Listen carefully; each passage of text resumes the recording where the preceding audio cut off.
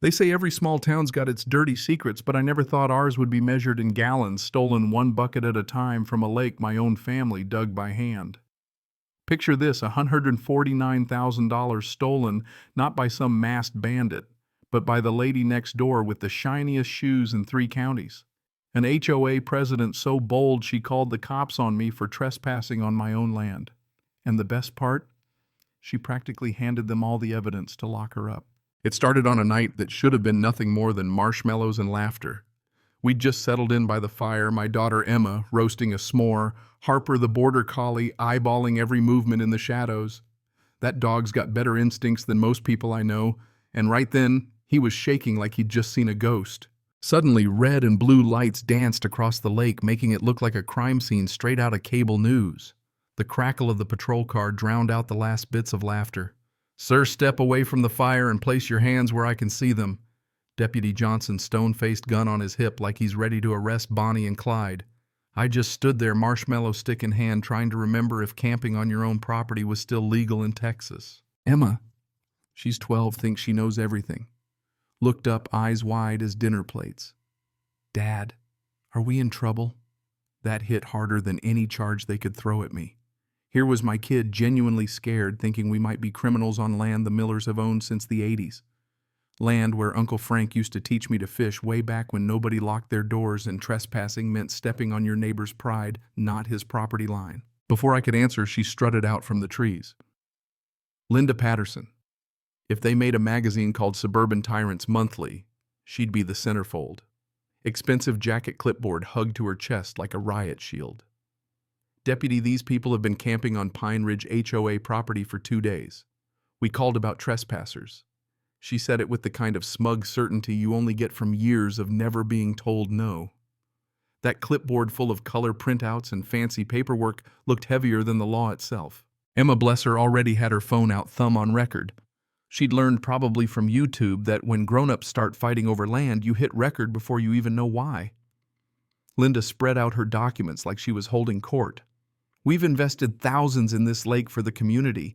These people are disrupting our activities." She was reciting it like she'd practiced in the mirror. "But Uncle Frank taught me to never show fear. I reach for the waterproof bag he gave me where I keep the deed, the will. Everything that proves I'm not just another squatter." "Deputy, maybe you should see this. Official paperwork, county seal, the works." Johnson looked through the files called dispatch, and in the kind of dead silence that seems to last forever, we waited. Property confirmed.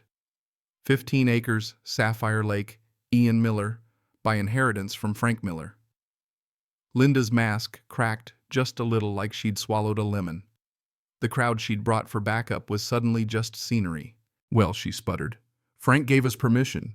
We've been good neighbors maintaining the area, providing programs." The conviction was gone, the show was over. "Ma'am," I said, "if you have written permission, I'd love to see it."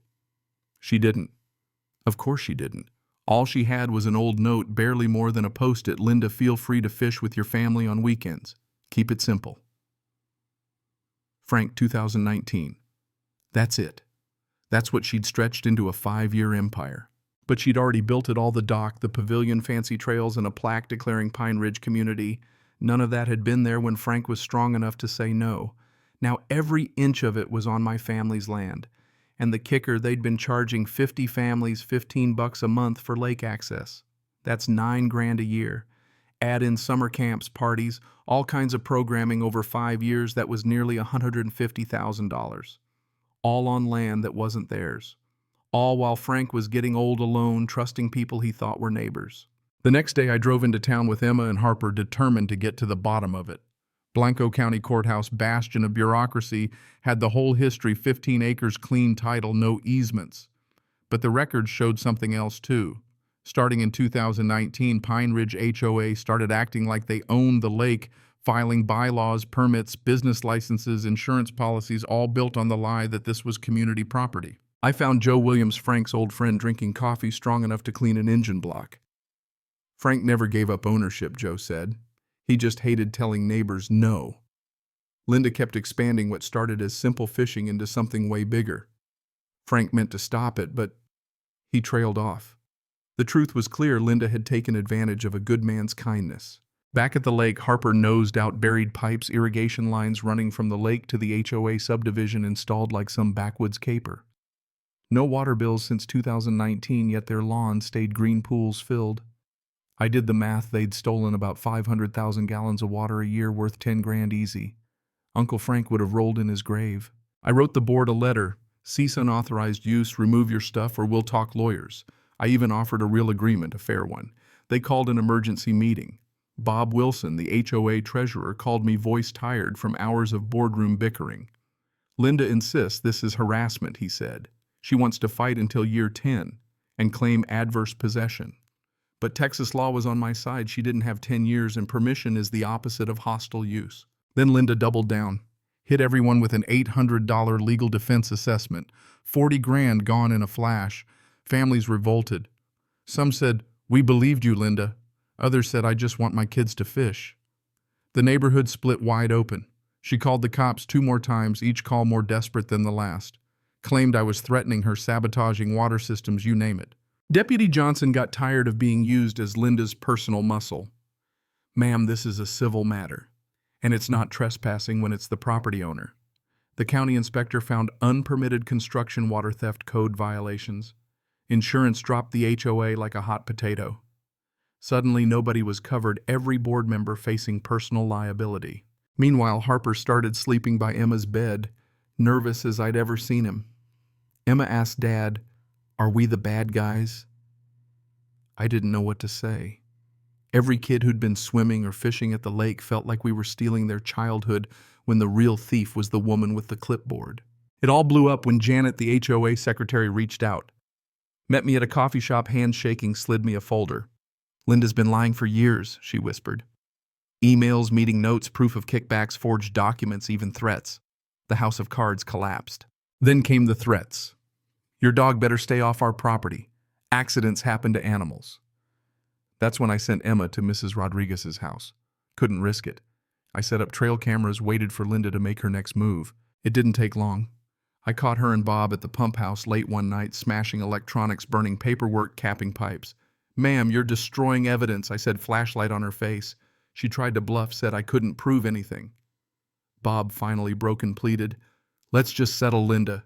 She barked back, "Over my dead body." Johnson came out, found the burned documents, the ruined water system. "Destroying evidence is obstruction," he told her. Neighbors gathered, saw it all. The very next day, the HOA board voted her out 42-3. She lost everything: title, income, respect. The DA filed charges for theft, fraud, false police reports, obstruction. The judge threw the book at her prison restitution community service, picking up trash in public parks. Poetic justice, if you ask me. Janet tipped off investigators to the real moneymaker. Linda had been selling water to landscaping companies, lining her pockets while Frank struggled with medical bills. They made her forfeit $149,000, pay $30,000 in damages, another $25,000 for harassment and police abuse. She lost her house.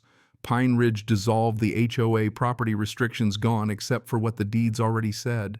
We rebuilt slowly, offered legitimate fishing rights to the families who wanted them, $200 a year for weekend mornings. No more secret businesses, no more HOA emperors. We put up a sign: Sapphire Lake Miller Family Ranch, established 1987.